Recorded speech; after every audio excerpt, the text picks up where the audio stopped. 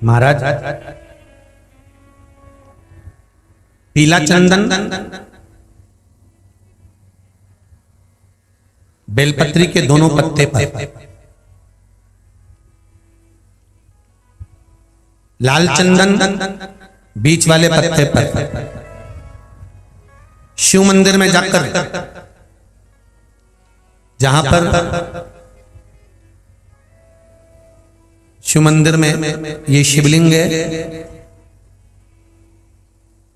ये जलाधारी है, ये माता पार्वती का हस्त कमल है जहां शिवलिंग रखा है, ये भाग है, राइट में गणेश जी, लेफ्ट में कार्तिकेय जी, बीच में अशोक सुंदरी है। समझते ना सब लोग? ऊपर से जो बूंद बूंद पानी गिर रहा है, शंकर भगवान की 5 लड़कियां हैं, जया, विषहरा, शामरी बारी, दौतली और देव। शंकर भगवान के 13 बच्चे हैं, उस 13 बच्चे में से 5 कन्याएं शिव जी के ऊपर है। पांचों का नाम आप सब बोलेंगे, जया, विषहरा, शामरी बारी, दौतली और देव। ये शिव जी की 5 लड़कियां जो शिव जी के ऊपर एक एक बूंद पानी गिरा रही है, जो जलाधारी लगती है वो शिव जी की 5 बेटियों के नाम से लगती है। शंकर भगवान की 6ठे नंबर की बेटी अशोक सुंदरी है, जहां से जल बहता है, बीच में एक मोटी सी लाइन रहती है, वो शिव जी की छोटी लड़की है अशोक सुंदरी। जहां शिवलिंग रखा हुआ है, गोल जो भाग होता है वो माता पार्वती जी का हस्त कमल, राइट में गणेश जी, लेफ्ट में कार्तिकेय जी, जहां से पानी बह रहा होता है। पानी गिरने के बाद में जितनी दूर तक मंदिर के फर्श से निकलकर जितनी दूर तक जाता है, वहां 33 कोटि देवी देवताओं का निवास होता है, इसलिए शंकर जी के जल को लांघा नहीं जाता।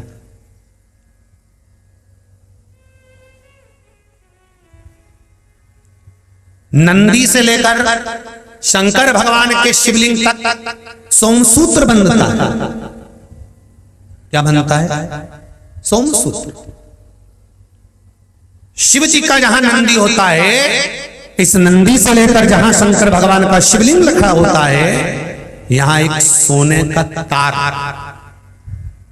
जो प्राण प्रतिष्ठा करने वाले होते हैं ब्राह्मण जन, वो बताते हैं कि यहां से वहां तक एक सूत्र डलता है, सोमसूत्र, नंदी से शिव जी तक। क्यों? कि हम अगर नंदी के पास बैठकर कोई बात अपने दिल की कहें तो शंकर जी तक वो बात पहुंचे, उसको सोमसूत्र वहां से लेकर वहां तक।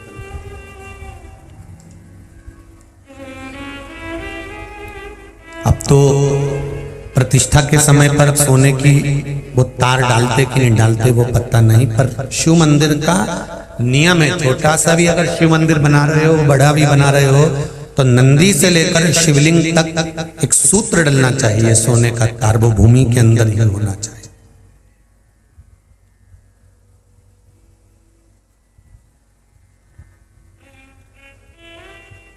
वो भूमि के अंदर हो। जब फर्श लगे तो उसके अंदर की यहाँ नंदी बैठेगा, तो यहां से लेके यहां तक शिव जी है, यहां से यहां तक एक तार लगा, एक सूत्र बांध दिया। वो सूत्र क्या काम करता है? सोम सूत्र की प्रामाणिकता क्या है? क्या कार्य करेगा वो? तो वो एक कार्य करता है। आप एक दिन मंदिर गए हो और मंदिर जाने पर अगर आपने एक दिन जल चढ़ाया है, नारी का बीच में रजोधर्म आ गया, वो 7 दिन तक अगर मंदिर नहीं गई है, कोई पुरुष बाहर चले गया, कोई काम आ गया, वो मंदिर तक पहुंचा नहीं है, तो 1 हफ्ते तक अगर आपने जल भी नहीं चढ़ाया है, शंकर के नंदी के पास बैठकर आप अगर आए हो, तो ये सोमसूत्र आपके 7 दिन की पूर्ति कर देता है कि 7 दिन आप मंदिर आए हो। भले आप रजोधर्म के समय पर मंदिर नहीं गए, भले किसी कारण से बाहर चले गए, पर शिवजी पर अगर आप जल चढ़ाकर नंदी के पास 2 मिनट बैठे हो, नंदी के ऊपर हाथ फेरा है, या नंदी के कानों में कुछ कहकर आए हो, नंदी का स्पर्श कर आए हो, तो सोमसूत्र का वो तार नंदी के भाव से शंकर से कहता है कि वो नित्य प्रति स्मरण किया, नित्य।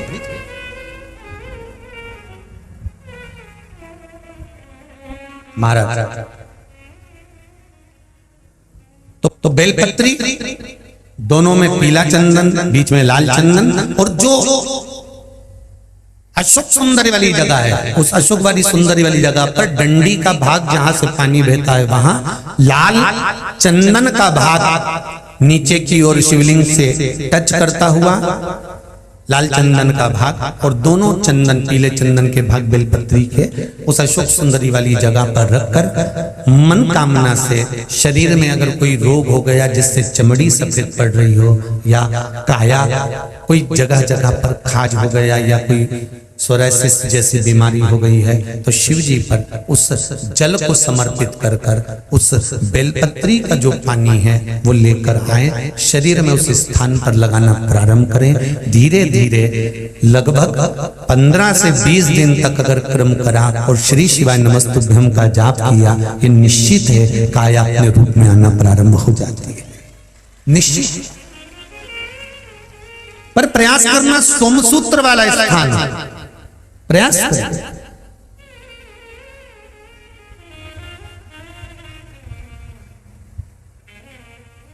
उच्चारण एक ही करना है आपको उस समय पर जल चढ़ाते समय, षडाक्षर मंत्र का उच्चारण। षडाक्षर मंत्र को सब बोलेंगे साथ में, चालू हो जाइए। ओम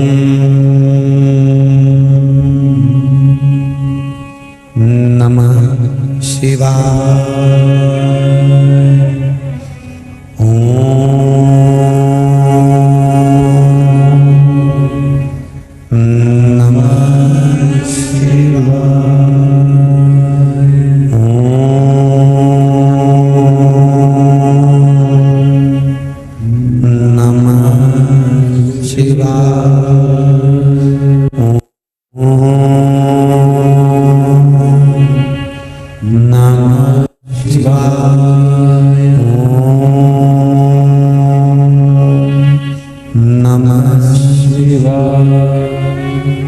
षडाक्षर मंत्र का जाप करेंगे जल चढ़ाते समय।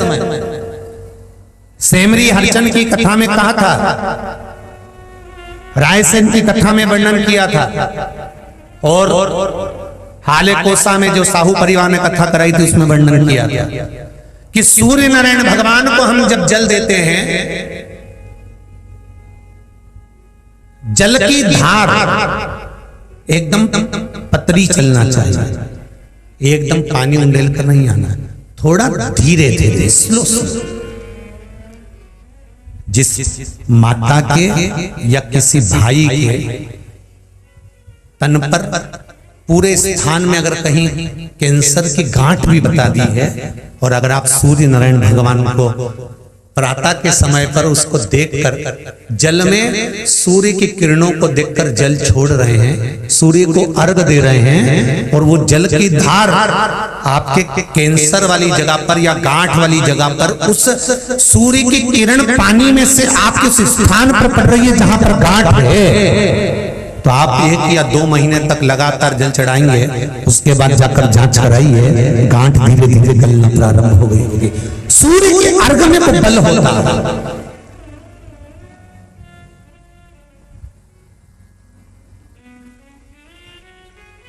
एक लोटा जल आप चाहे शंकर को चढ़ा रहे हो, चाहे सूर्य को अर्घ दे, जल जल है, जल की बड़ी महत्ता है।